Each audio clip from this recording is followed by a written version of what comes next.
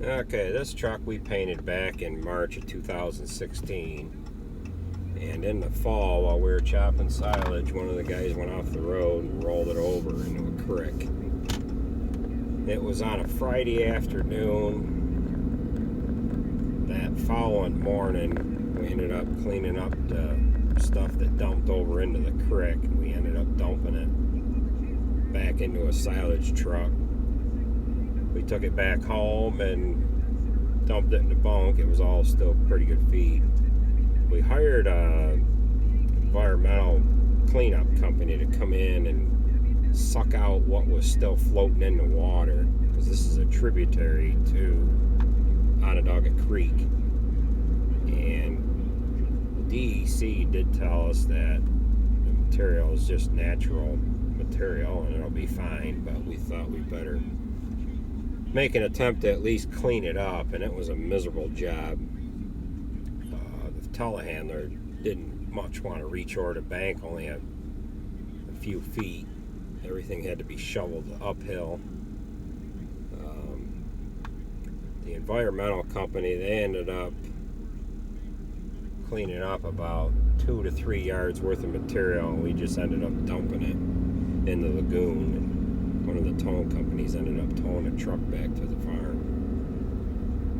Once we got it back to the farm, we thought we could just cut that part of the hood off and throw a couple lights on it and continue using it.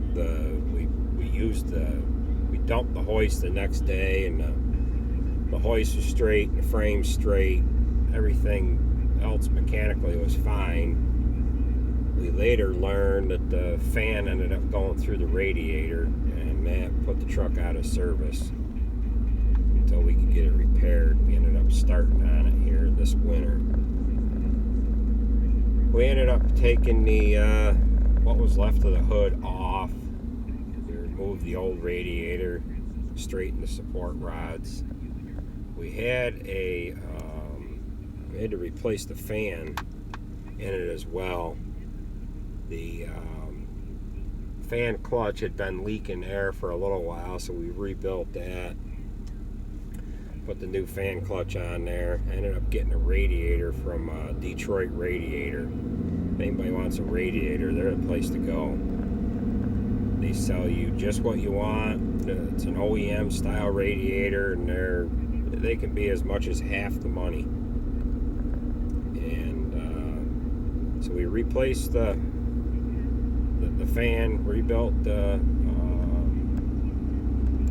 fan clutch, installed the new radiator in it, and then we ended up working on the cab and the door and whatnot. You'll see that here in the clips coming up. Ended up taking the door off and had to straighten the panel in the door. It had the grab handle part of it where the window comes up through the door.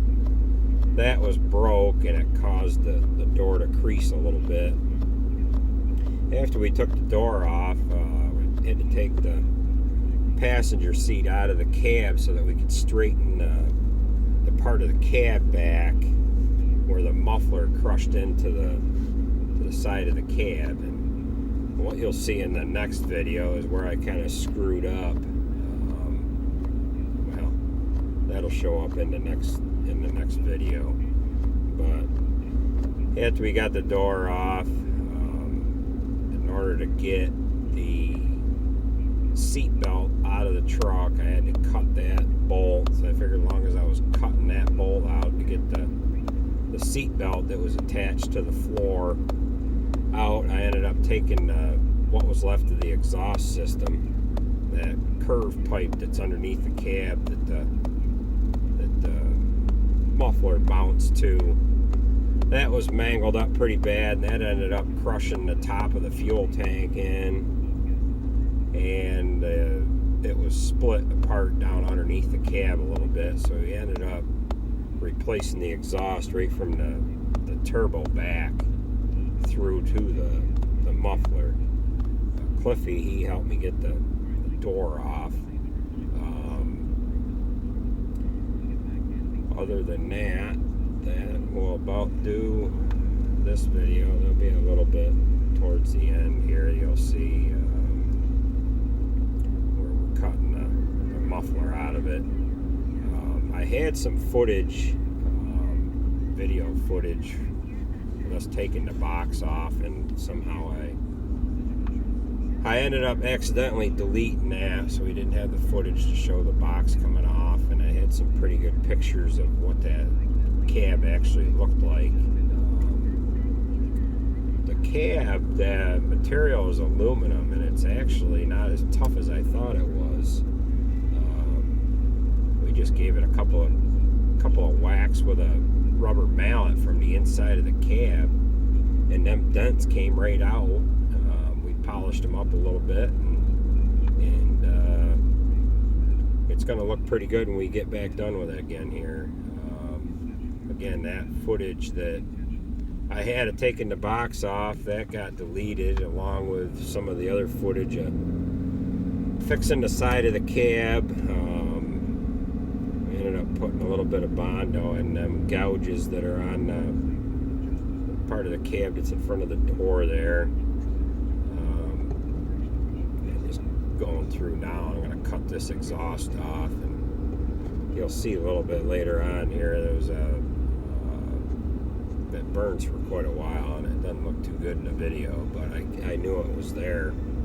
All the while, there was a part of a corn husk that caught on fire that ended up down in fuel tank strap, and I ended up blowing that out of there, and when it hit the floor, it had burned there for quite a while I was continuing to work on the truck.